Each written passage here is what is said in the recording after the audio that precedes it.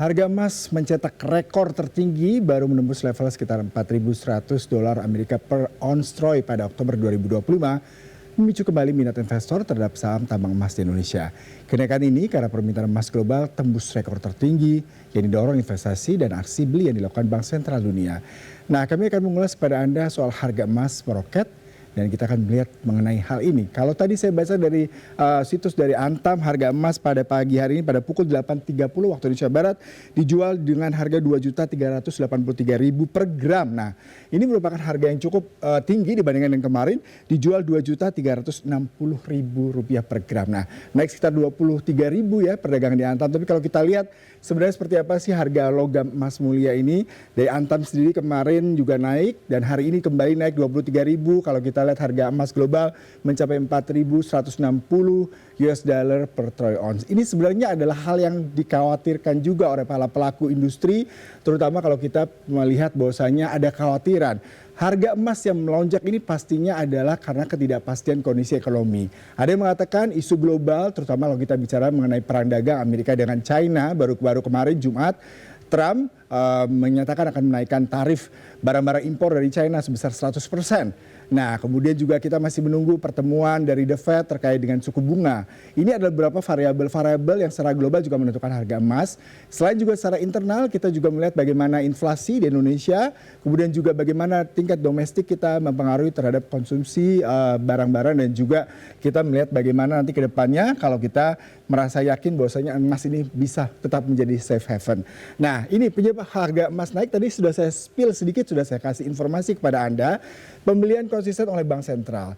Beberapa bank sentral dunia seperti di Eropa sudah memiliki emas cukup banyak sejak tahun 2024. Ini didorong kalau kita melihat sejak pertikaian antara Rusia dan juga kawasan Ukraina menyebabkan ketidakpastian global di kawasan Uni Eropa. Kemudian kalau kita lihat mengapa Amerika sendiri juga terkait dengan emas, karena kalau kita berbicara mengenai The Fed sebagai pemegang Bank Dunia di Amerika Serikat sendiri, mereka tuh menentukan bahwasanya suku bunga. Ada yang mengatakan di bulan Oktober ini The Fed akan menurunkan suku bunga 25 basis point.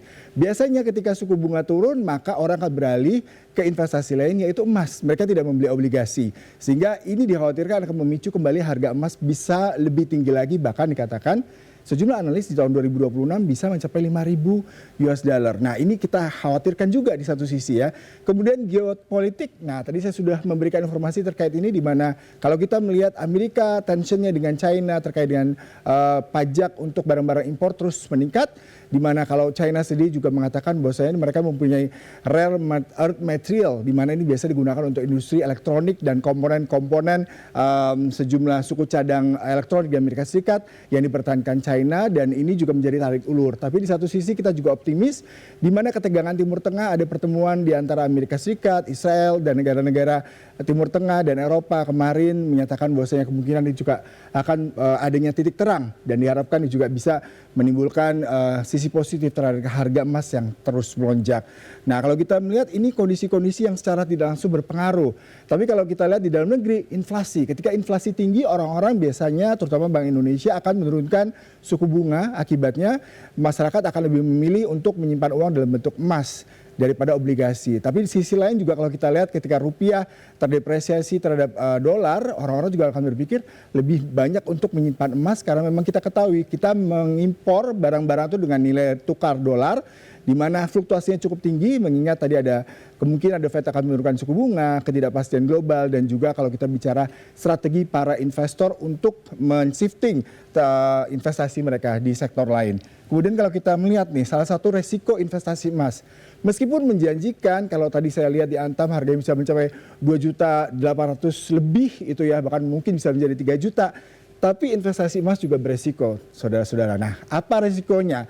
Kalau kita melihat ini emas memang harusnya kita membeli di otoritas resmi, mengingat memang ada kemungkinan emas-emas yang dijual bisa diduplikasi, dipiracy, ataupun tidak sesuai dengan kandungan yang dijual. Kemudian juga resiko keamanan. Jika Anda masih menyimpan emas, terutama perhiasan di rumah, emas batangan, itu resiko ada kehilangan, perampokan, atau bahkan nilai jual daripada emas tadi akan berkurang seiring dengan penyimpanan yang tidak tepat, ada oksidasi, mengakibatkan nilai uang ataupun koin emas ataupun perhiasan ataupun logam mulia dalam bentuk batangan akan turun.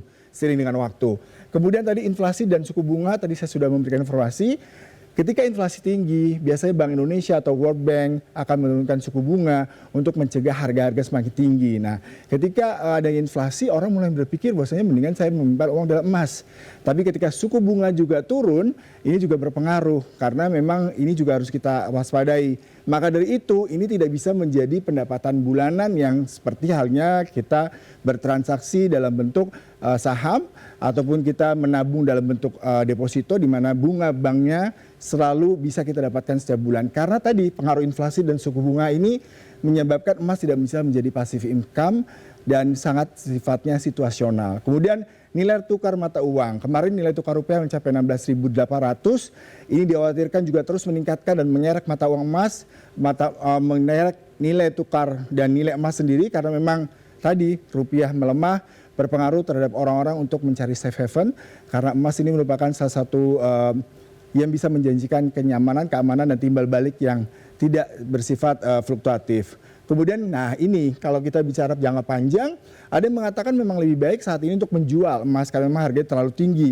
Tapi di sisi lain kita juga harus menunggu kembali kebijakan tadi The Fed, kemudian juga kebijakan Amerika dan negara China terkait dengan perang dagang ataupun tarif impor, kemudian juga situasi geopolitik Timur Tengah di mana bagaimana Israel dengan Palestina juga Amerika dan negara-negara di Arab akan memberikan suatu solusi untuk mengatasi kondisi tersebut sehingga kalau kita lihat jangka pendeknya agak perlu dikhawatirkan karena memang kita akan melihat apakah ini akan menjadi suatu sustainable dari sisi harga.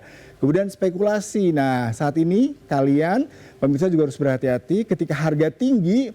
Kita juga harus melihat bahwasanya harga tinggi ini bisa sangat fluktuatif. Dalam 2 hari ini memang terjadi peningkatan. Di Antam Rp23.000 naik dari harga sebelumnya.